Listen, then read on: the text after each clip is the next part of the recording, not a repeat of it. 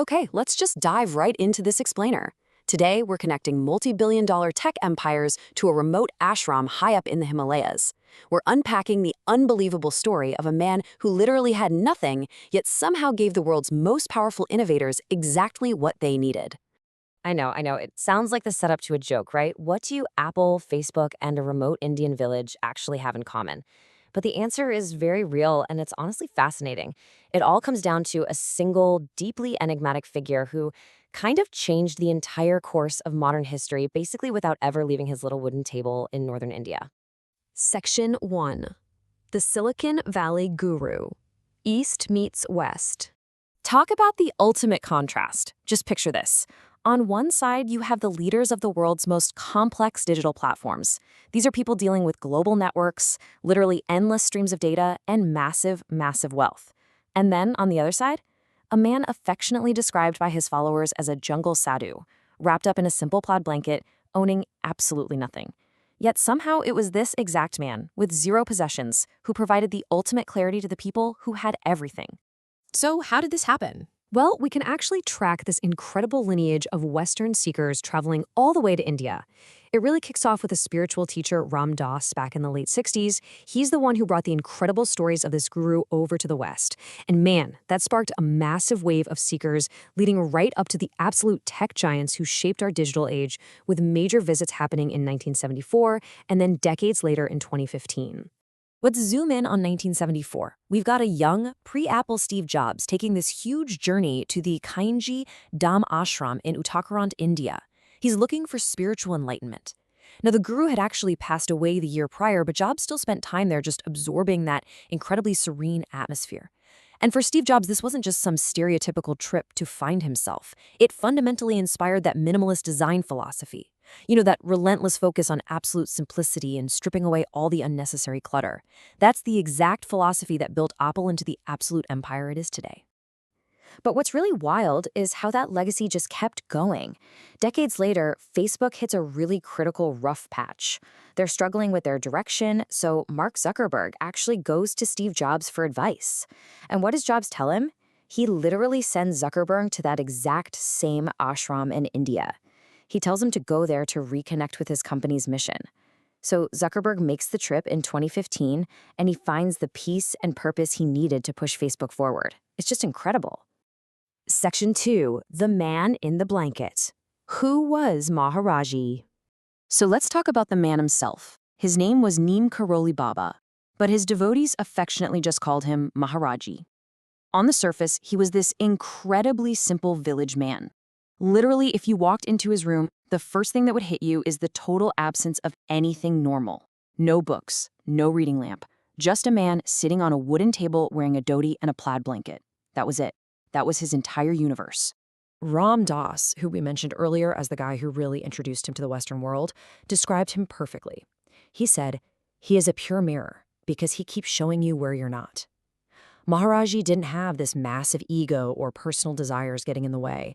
Instead, he just acted as this perfect, pure mirror, reflecting people's own karmic predicaments, their deepest desires, and their biggest fears right back at them. And because of that amazing mirror-like quality, Ram Dass compared interacting with him to that old metaphor of the blind men and the elephant. Seriously, every single person who met Maharaji perceived a completely different version of the guy. The local Indian villagers, they saw this warm, grandfatherly figure. The Western hippies, they saw a total cosmic mystic. The tech CEOs saw a master of absolute focus and clarity. They were all interacting with completely different aspects of the exact same guru, basically only touching the parts they were actually capable of understanding. Section 3. The Core Teachings. A simple message. Now, you might expect a legendary guru to have these dense, super intellectual philosophies, right? Well, completely the opposite here. His teachings bypassed all of that and boiled down to these incredibly simple, but honestly incredibly difficult directives. Love everyone, serve everyone, feed people, remember God. And that was it. No complex rituals, no massive rule books, just a totally straightforward blueprint for living that absolutely anyone, from any background whatsoever, could instantly understand. At the very heart of all this was the concept of seva. If you're not familiar, seva is the spiritual practice of absolute selfless service. It means helping others without expecting a single thing in return. No praise, no reward. He demanded this kind of service from his followers. He was basically teaching that true spirituality isn't something you find sitting alone in a cave. It's found directly in how you treat the people right there around you. And this leads us to an absolutely incredible story from the source material that sums it all up. Once, there was this formal religious fire ritual happening, and a group of hungry people started gathering outside. Instead of just politely continuing the ceremony, Maharaji got furious. He demanded that all the food meant for the religious ritual be given directly to the people outside. He literally said, "Bring food, feed them, this is the greatest puja." For him, giving a hungry person a meal wasn't just some nice act of charity. In his eyes, it was the highest possible form of spiritual worship. Section 4. Miracles and Medicine. Beyond simple teachings. Okay, so this is where things get really wild. A lot of the locals heavily associated Maharaji with having siddhis. Siddhis are basically these incredible supernatural powers. You had people constantly reporting that he was showing up in multiple places at once, literally reading their minds or just casually knowing super intimate details of their pasts without ever being told. But here's the funny part. If someone actually tried to sit down and scientifically test him, he'd just playfully deny it all. He'd leave them with just enough doubt, just acting like a regular, ordinary old man in a blanket. Let's look at a specific example to see how this mystical stuff translated into massive, real-world impact. Enter Dr. Larry Brilliant. He's this young American doctor who visits the ashram, and Maharaji jokingly nicknames him Dr. America. Well, Maharaji looks right at this young, wandering doctor and hits him with a highly specific prophecy. He tells him, point blank, that he is going to work for the United Nations to eradicate smallpox in India. And we're not talking about some vague horoscope-style prediction here. He gave him an exact number, 150,000. Maharaji told Dr. Brilliant that through the hard work of exactly 150,000 health workers, the World Health Organization would completely wipe out smallpox. And remember, smallpox was a disease that was just brutally devastating India at that time. Well, miraculously, it actually happened. Dr. Brilliant did join the WHO, but the absolutely fascinating part is how he pulled it off. Whenever Brilliant faced resistance from these highly skeptical local doctors across India, who understandably didn't want to listen to some young American, he would just pull out a picture of Maharaji.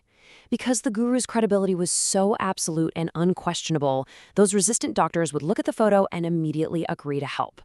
Brilliant literally used the guru's revered name to build a massive, boots-on-the-ground health initiative that flat-out changed the world. Section 5. The Enduring Pull. An Amplified Legacy. The physical epicenter of all this legacy is the Kainchi Dham Ashram, which was established way back in 1964. It's actually named Kainchi, which means scissors, because of these incredibly sharp, scissor-like hairpin bends in the local mountain roads. Even today, it remains this really powerful Shakti Kendra that's a concentrated center of spiritual energy, and it just continues to draw thousands of global pilgrims who are desperately seeking peace and clarity. And let me tell you, that energy totally peaks every single year. The annual Kainchi Dham Bandara is held every June 15th to celebrate the ashram's foundation. We're talking hundreds of thousands of people gathering for this massive festival. It's entirely focused on feeding people and massive collective devotion. People who go consistently describe the gathering as an intensely powerful, absolutely life-changing experience. But here's the thing. Making that connection doesn't actually require a physical trip to India. I absolutely love this quote from the source material. It's from a devoted economics professor in India, and he said, "I am closer to Maharaji when I'm away from him than when I'm with him." He explained that the physical presence of the guru, just the fun of hanging out and talking with him, was almost a distraction. The real magic was the much deeper, constant spiritual connection that exists internally, completely regardless of geography. Which ultimately leaves us with a really profound question to think about. In a world that is just utterly obsessed with acquiring more data, more wealth, more connectivity, why on earth do the most powerful people on the planet still seek out the wisdom of a man who owned absolutely nothing? It really forces us to ask ourselves, what is the true source of power, focus, and clarity in our modern, hyper-connected age? Honestly, think about that the next time you glance at your smartphone. Thanks so much for joining me on this explainer today. Keep learning, and I'll see you next time.